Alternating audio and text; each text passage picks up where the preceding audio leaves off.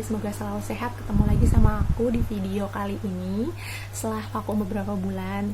Nah, aku mau sharing sama kalian mengenai gimana keadaan aku sekarang, karena banyak yang bertanya aku lewat DM sama di komentar YouTube gimana keadaan aku. Serta yang kedua, aku juga mau sharing sama kalian semua gimana caranya meredakan kecemasan pada sesuatu yang kita tuh takut untuk lakuin. Langsung aja ya.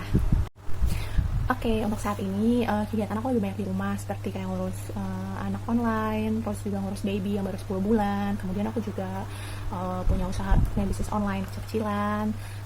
Terus baru-baru ini juga aku baru bikin usaha aksesoris, penjualan aksesoris. Kemudian baru Agustus sampai September kemarin aku baru aja habis melaksanakan kegiatan di lapas Cipinang sebagai instruktur. Jadi aku banyak melakukan hal-hal yang aku suka, yang membuat aku tuh seneng menjalaninya, salah satu hobi juga, sehingga aku tidak merasa tertekan, gak merasa itu sebagai suatu pekerjaan gitu. Jadi aku merasa itu sesuatu yang menyenangkan untuk aku kerjakan.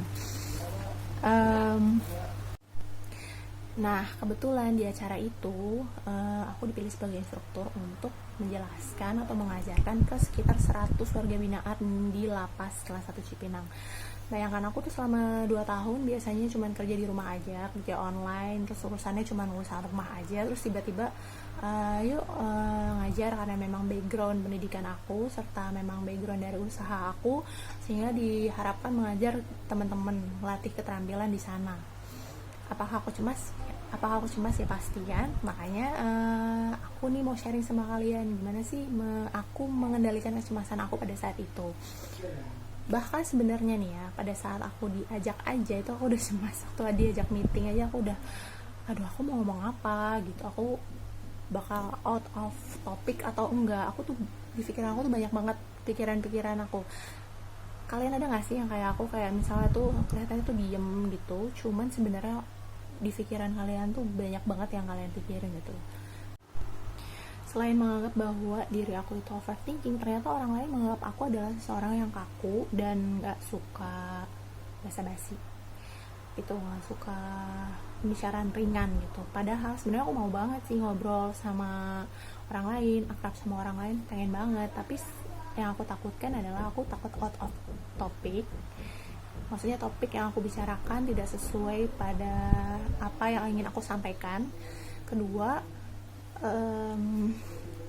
aku takut aku lupa apa yang mau aku sampaikan. Jadi maksudnya karena saking banyak yang aku bicarain, nanti aku malah lupa apa inti yang mau aku bicarain gitu. Yang ketiga yaitu sebenarnya pikirannya banyak banget yang mau dibahas, tapi ya kayak udah capek aja gitu buat bahas. Jadi ya lebih baik diem jadinya.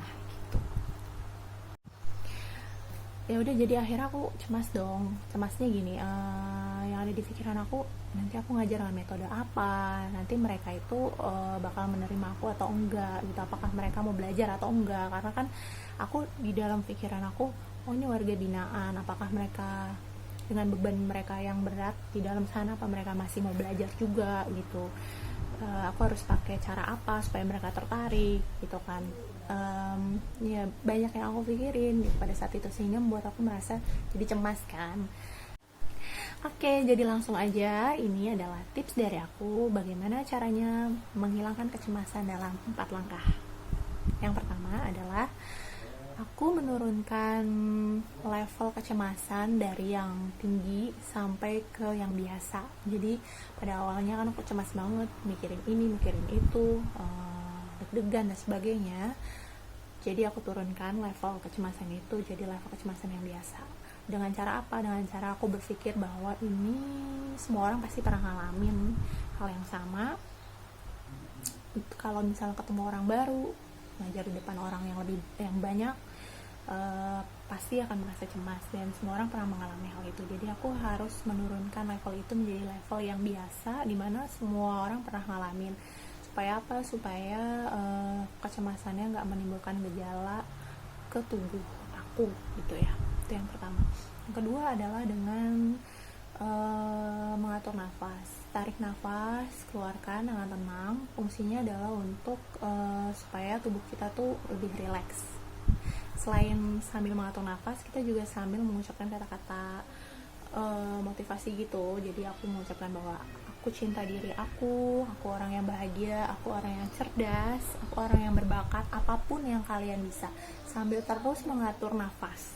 Yang ketiga adalah mempersiapkan diri sebaik-baiknya. Jadi kalau misalnya dalam kondisi kita mau menghadapi sesuatu, misalnya mau ujian, kemudian mau ada acara presentasi, ada meeting dan sebagainya, persiapkan diri dengan matang, bahan-bahan apa aja yang diperlukan, kita pelajari sebaik-baiknya, sehingga ketika hari H kita nggak bingung, kita udah siap. Yang keempat atau yang terakhir adalah biarkan mengalir apa adanya gitu, jangan dilawan, laluin aja. Jadi mau salah ngomong ya nggak apa-apa, mau tegang ya nggak apa-apa, mau cemas atau mau gugup juga nggak apa-apa. Jadi pada saat udah terjadi, ya udah biarkan aja. Terus juga aku berusaha untuk berkenalan sama teman-teman instruktur lain, berkenalan sama teman-teman warga binaan, sehingga menjadi lebih rileks dan kecemasannya alhamdulillah menjadi hilang sendiri. Gitu. Oke, itu aja tipsnya dari aku. Aku juga mau ngucapin terima kasih atas apresiasi teman-teman dari warga binaan Lapas Kelas 1 Cipinang, yang awalnya mungkin aku merasa takut kalau apa yang aku bawa, apa yang aku ajarkan itu nggak menarik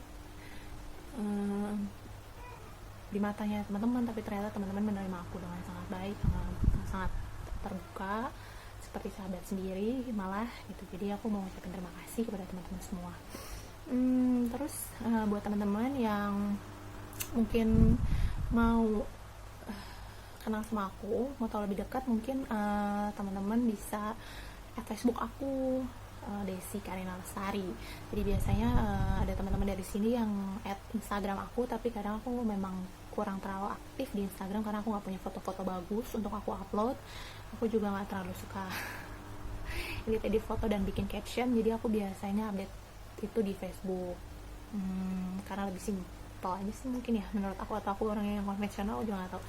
Teman-teman bisa add Facebook aku. Sekian dulu video singkat aku. Assalamualaikum warahmatullahi wabarakatuh, sampai ketemu lagi.